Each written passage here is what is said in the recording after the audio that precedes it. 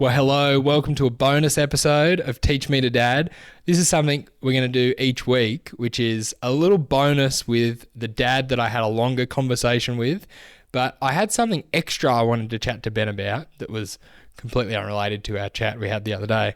And so this is a little bonus episode. While I've got him, I wanted to ask him something a little bit more. So here's a little mini episode. I'll do one of these each week with the dads that I chat to.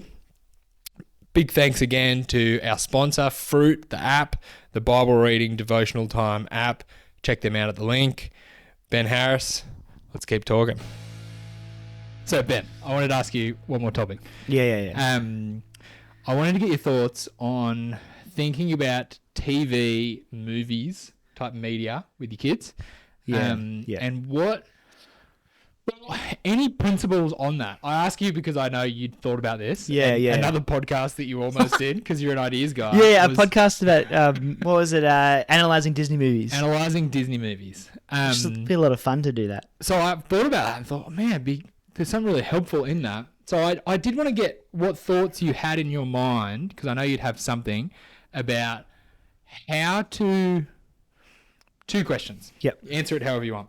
How to determine what I want my kid to watch and not watch. Yep. And how to engage with content that sits in the middle. You know what I mean? There'll be some things I go, nope. Some things I go, whatever. Yeah. And then there's probably a blur ground that you're like, I'd like to talk about this. How do you approach it? What thoughts do you have? Yeah, I think the principle that I'm working with is that everything is formative. If your kid's watching TV, it's forming them in something. Stories in particular are formative, and they're formative in that they give you a picture of the good life. Okay. They have values embedded in them. They present some version of the good life, and you get the classic, what's the good life according to Disney? It's being my authentic self and living that out in a way that I'm free and enjoying and relational good. And so that's Disney's version of the good life. You see that in movies like Mulan, like Inside Out, like Frozen. It's just everywhere. Yeah. But so I'm aware, what's the version of the good life? What's the version that Jesus says is the good life? There's actually some... clash there where what does Jesus say the good life, the Christian life looks like? Deny yourself, take up your cross and follow me. That's what he calls every disciple to do. Yeah, that's not a Disney movie. Yeah, that would be a sucky Disney movie, hey. But that's actually the plot of heaps of Disney movies before they realize the real good life is found in self-authenticity and that's and Toy Story individual 1, joy. not Toy Story 3. Yeah. So I'm aware that stories are formative, they're powerful, and I'm aware that they clash often in our cultural moment in Western individualism with the greater story of who God is in this world and what he calls us to be as followers of Jesus. And so I'm just aware, like there's no like... actually, there's a really cool TV show, Storybots. Have you seen that? Storybots, no. Is it Storybots? Storybook. Okay. Which is basically just taking episodes of the Bible and the characters dig into it and jump in. Yeah, cool. It's like the modern day version of like VeggieTales, but less moralistic. It's actually quite cool. But unless your kids are watching that. Everything around them is formative in some way. So that's my general principle is it's formative. And so what am I trying to do? I'm trying to maintain the kind of explicitness of stuff they're watching. So obviously you go, hey, what are things you just don't watch? Oh, just don't watch things that got heaps of swearing or sexual themes or that kind of stuff. Oh, it's a no-brainer, right? Yeah. But then in other stuff, I'm going, is it helpful or not? And how much do I want to fight about this? So like our kids don't watch Peppa Pig. If your kids watch Peppa Pig, great, whatever. I watched 2 episodes and I was like, this sucks. The Peppa's like rude and that's celebrated in the show. The dad's an idiot. Like we haven't done it in our house, so I don't have any opinions on it. Yeah, I only watched, and I was like, that sucks. Why don't our kids watch Bluey? Bluey's not a Christian show. But I love Bluey, and so much of the morals come from a Christian framework and super wholesome, positive and wholesome. I'm like, that's cool. So, Ruben at the moment is watching Captain Underpants, which is not super offensive, but just really dumb. I'm like, that's like, I'm kind of like, he's a 6-year-old boy. That's fine. I don't mind that much. So I guess there's that. There are some things. The category for me is it going to build them up? Is it what values is it pushing of what the good life is of and just being aware of it. And the other thing we do is we do family movie nights. Often Disney movies, other Pixar just movies, and we often have a conversation afterwards about the movie. Oh, what did that movie say was really good? What were the highlights? What did it show us about the characters?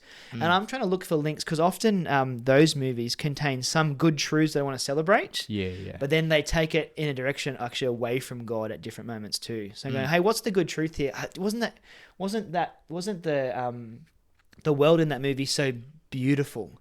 Don't we live in a beautiful world? Isn't that amazing to celebrate?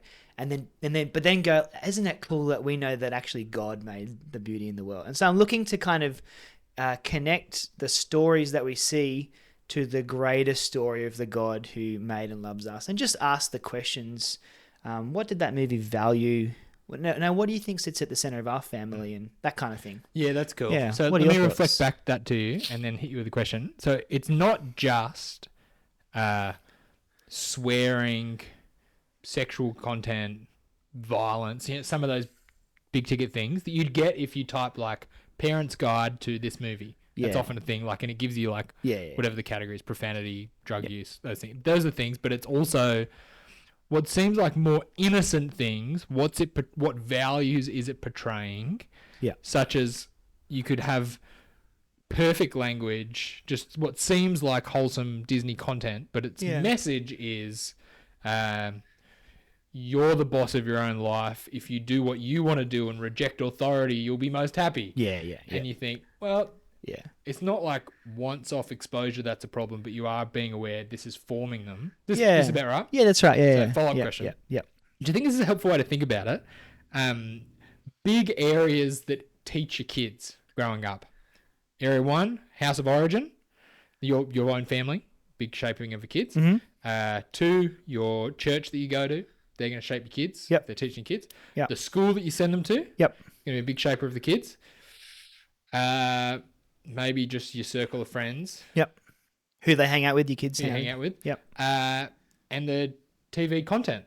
Do you think that fits in the category of like, who's raising my kid? Yeah. You know what I mean? Like, Totally. Yeah. My village is made up of my family, my church, my school, my friends, my TV. Yeah. That's the influential village. I think so. Yeah. And it's might be interesting, more, like, but yeah. whatever your screen time limits are, like it's really clear that Jonathan Haidt in his new book just put out, we've moved from an age of children on playtime to children on screen time. Just so much screen time. The average is like over 4 hours a day for teenagers. It's forming them hugely. We say with our kids, you can have 1 hour of screen time a day. Whatever. I'm not saying everyone has to do that. Whatever you decide yourself, go, this is formative. How do we both understand and speak into it? And just make sure that we're aware of it. Because I'd say that's right. Yeah, screen time, movies, TV, games, they're a big part of teenagers' lives. Yeah, and the goal is we can't go back to the Stone Age. Although interestingly, as I chat to parents who are ahead of me, Instagram's out, Snapchat's out. Like there are schools that just ban social media because this is toxic for teenagers. We just don't. And so maybe we are going back to the Stone Ages. The dumb phone, That's very interesting. Yeah, that's helpful. There's some good principles. That's there's so much more we could do on that, and it'd be good to talk about individual movies and lots of things. But that'll do. That was a good chat. Appreciate your thoughts. Yeah, thanks, Kurtis.